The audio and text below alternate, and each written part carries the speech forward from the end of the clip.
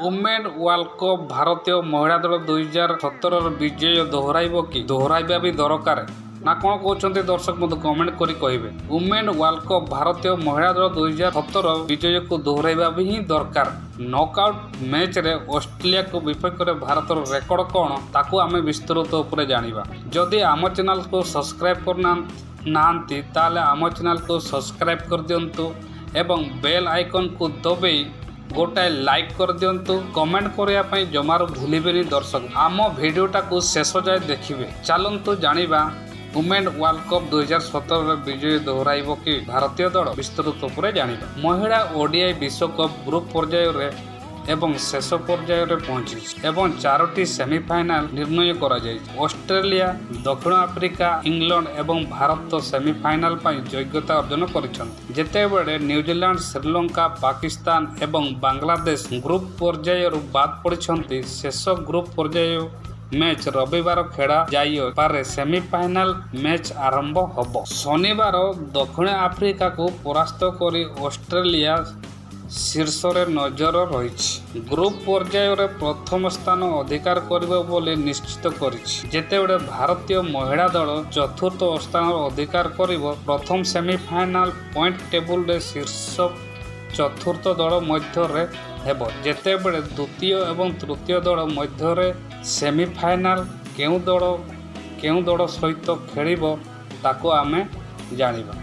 शीर्ष स्थान रे रही ऑस्ट्रेलिया चतुर्थ स्थान रे थिबा भारतीय सहित मुकाबिला करी। एही समय द्वितीय स्थान रे थिबा दक्षिण आफ्रिका तृतीय स्थान रे थिबा इंग्लैंड सहित मुकाबिला करिबो।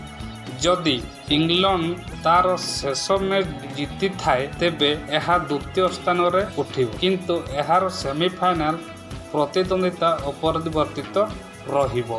महिला विश्वकप प्रथम मैच रे भारत श्रीलंका को परास्त करिथिला एवं परे द्वितीय पाकिस्तान को परास्त करिथिला। तथापि सेमिफाइनाल रे दक्षिण आफ्रिका, ऑस्ट्रेलिया एवं इंग्लैंड विपक्ष रे पराजय वर्ण करिथिला। तथापि न्यूजीलैंड को परास्त करी सेमाने निजर विजय को पक्का करिसंती।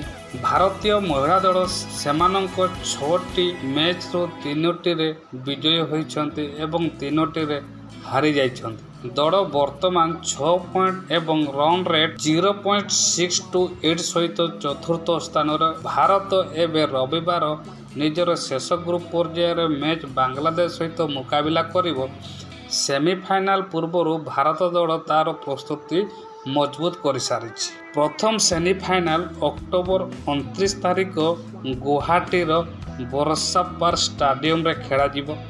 जेतेबेले द्वितीय सेमिफाइनाल अक्टोबर 30 तारिख नवेम्बर मुंबई DY पाटिल स्टाडियम रे खेला जिवो। महिला विश्वकप फाइनाल रे नवेम्बर 2 तारिख DY पाटिल स्टाडियम रे खेला जिवो। भारत ऑस्ट्रेलिया ठारू एक कठिन चैलेंज सम्मुखीन हेउछि। भारत महिला दल तार प्रथम विश्वकप टाइटल ठारू 2 पाद दूर रे एवं घरोई माटी रे विश्वकप चैंपियन हेबार संपूर्ण सुजोग रही।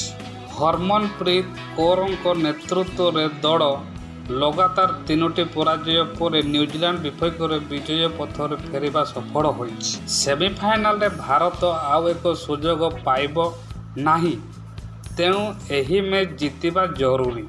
समस्त चेष्टा करने को पड़ो।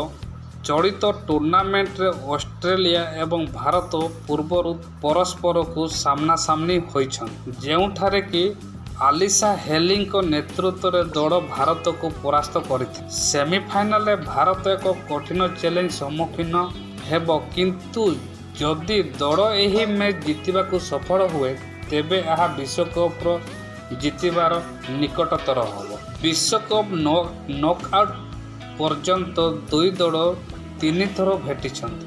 ऑस्ट्रेलिया 2 थर जीतिछि। जेतेबेले भारत 2017 विश्वकप रे फाइनाल ऑस्ट्रेलिया को परास्त करिथिला। 2 दल मध्य प्रथम विश्वकप नॉकआउट मुकाबिला रे 1997 मसीहा होइथिला, जेतेबेले सेमानंक सेमिफाइनाल रे भेटिथिले। सही मैच ऑस्ट्रेलिया भारत को 19 रन रे परास्त करिथिला, जहा ପରେ ଭାରତ ଏବଂ ଅଷ୍ଟ୍ରେଲିଆ 2005 ବିଶ୍ୱକପ୍ ଟାଇଟଲ ମ୍ୟାଚ୍ ମୁହାଁମୁହିଁ ହୋଇଥିଲେ, ଯେଉଁଠାରେ କି ଅଷ୍ଟ୍ରେଲିଆ ଭାରତ 98 ରନ୍ରେ ପରାସ୍ତ କରିଥିଲା। ତାପରେ ଉଭୟ ଦଳ 2017 ବିଶ୍ୱକପ୍ରେ ସେମିଫାଇନାଲରେ ପରସ୍ପରକୁ ଭେଟିଥିଲେ। ବର୍ଷା ଏହି ମ୍ୟାଚ୍ରେ ବାଧା ସାଜିଥିଲା। ମ୍ୟାଚ୍ଟି 42 ଓଭର ପାଇଁ ଖେଳା ଯାଇଥିଲା ଏବଂ ଭାରତ ନିର୍ଦ୍ଧାରିତ ଓଭରରେ 4ଟି ୱିକେଟ୍ ହରାଇ 281 ରନ୍ କରିଥିଲା। ଅଷ୍ଟ୍ରେଲିଆ ଦଳ 40.1 ଓଭରରେ 245 ରନ୍ରେ ଅଲ୍ ଆଉଟ୍ ହୋଇଯାଇଥିଲେ ଏବଂ ଏହାକୁ 36 ରନ୍ରେ ପରାଜୟ ସାମ୍ନା କରିବାକୁ ପଡ଼ିଥିଲା। ତଥାପି ଇଂଲଣ୍ଡ ଫାଇନାଲରେ ଭାରତକୁ ପରାସ୍ତ କରିଥିଲା, ଯାହାଫଳରେ ଭାରତ ଦଳ ଚମ୍ପିଆନ୍ ହେବାରୁ ବଞ୍ଚିତ ହୋଇଯାଇଥିଲା।